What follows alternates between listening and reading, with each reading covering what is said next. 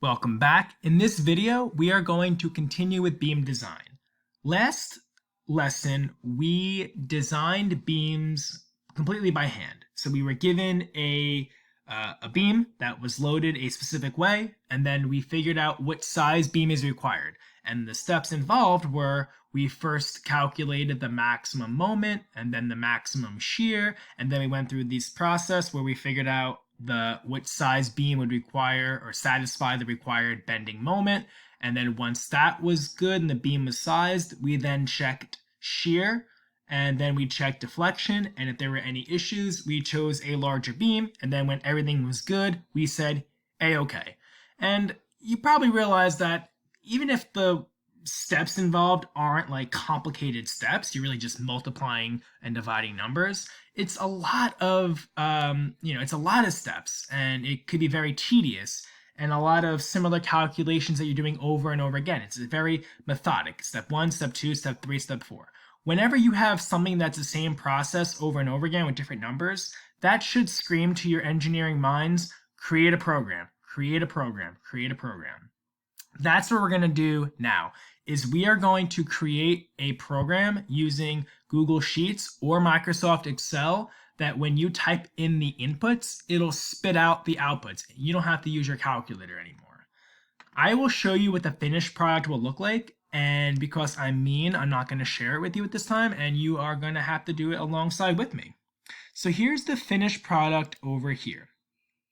And this is the program for when you have a beam that's loaded right in the middle. And let's talk through, let me actually do a split screen. I think that'll be best. Okay, so step 1 is you would want to know what the beam length is in feet, and then what the dead load and the live load is in kips. And then from there, you can figure out pretty easily what the maximum shear and the maximum moment is. The total load would be just these two added together. So beam length is feet, dead load kips, live load kips, total load would be these two cells added together. Once I have that, and we know that the beam is loaded this way, I could very easily get the reactionary forces. It's just P divided by 2, and the max moment is PL over 4. So that'll do that for you right here. This will tell me, okay, PL or P over 2, and then the max moment would be P times L divided by 4. Of course, it's just the corresponding cells for it. So very quickly, by typing in two numbers, you can have the program immediately spit out max moment, max shear, done. Once you have max moment, max shear, what do you do next? Well, let's look at our steps if we forget. Done with step 1. Step 2 is we multiply it by 1.67. That's what we're doing over here. We're taking our value over here and multiplying it by 1.67. The if statements you see over here, that's just me adding logic so you don't see a bunch of zeros, and it'll only execute that equation when we have inputs here. Otherwise, it looks a little ugly to have a bunch of zeros. But really, this is just what it's doing, essentially, or the part that matters most. Okay, so now we have our beefed up moment. What do we do after we beef up the moment? We divide by f of y. So if I type in f of y over here, and you should, maybe I didn't mention this before, sorry about that. Wherever you see a yellow cell, that's where you are inputting a number. And then wherever you see, I think I have a little, this color, I don't know, grayish blue thing, is where you have intermediate answers, and then green are final answers. So then we're dividing. In this cell, we're going to take our moment and then divide it by L3, which is our f of y. We are also going to type in our modulus of elasticity here. And now we're going to have our z of x. So once the program is fully there, you have to see that all we have to do is type in our beam length, our dead load, our live load, and then what material we're using, and then boom, it'll spit out the plastic section modulus like that. Oh, I snapped my finger when I did. I don't know if you can hear that. Okay, so once we have the z of x, you will have to then choose the member yourself. So once you choose the member, you will type it in here. I don't know, W 14 by 16. I don't know. You know, that's a real one. 14 by 22.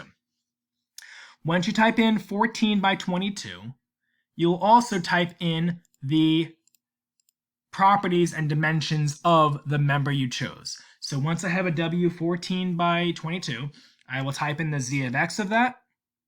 I will type in the thickness of the width, or the web, I should say, the depth or the height of it, and the inertia in the X value. I'm going to type in all those values. Then, once we do that, what do we do next on our step? We check the shear, right? Once we size the beam based on the moment, we now check for shear and deflection.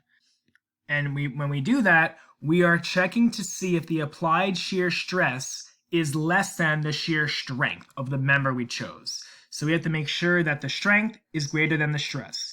So to get the stress applied, that's easy. That's just going to be the maximum shear multiplied by 1.5. So that's going to take this value and multiply it by 1.5.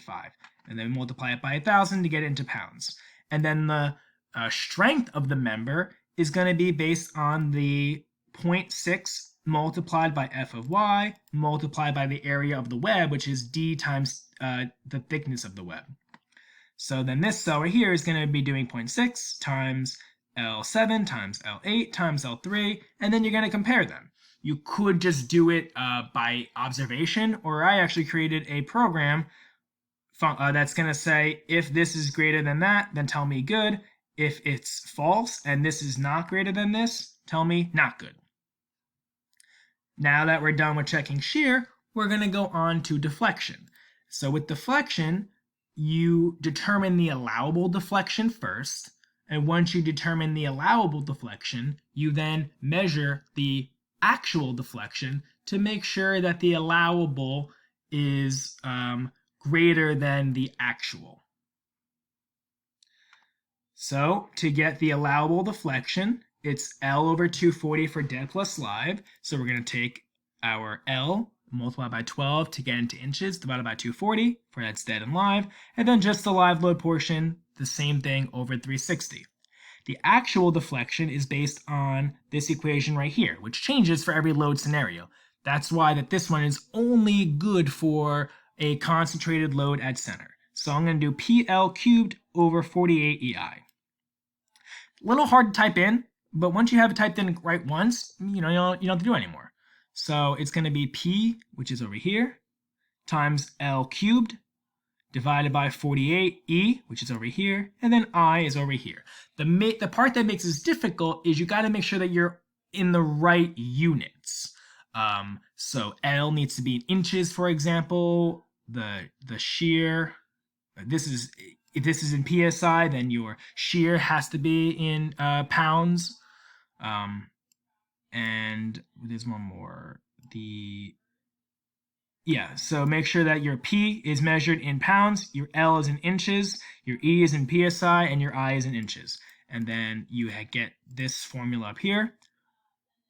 PL cubed over 48 EI, and then it'll spit out the actual deflection. You can then, from observation, tell if it's good or not, or if it's not good, then the program can tell you. So I'm going to say, if this is greater than this, good. If this is not greater than that, not good. And then you have to figure out, well, if it's not good, what inertia do I need to determine if it is good? Remember, we did that step in the example. We said, okay, the deflection was not good. So then what do? We set up first you cry, and then you set up the proportions. I have the program set up where if this was no, then we will figure out the minimum inertia needed, where you take the actual deflection of the failure portion divided by the allowable, multiplied by the original I, and then boom, it will give it to you. Okay, that's just me explaining everything we're going to be doing. In the next video, we are going to actually do it. So that's why this video was required to watch first, so you understand what and why we're doing, and then the next video will be more about how to do it.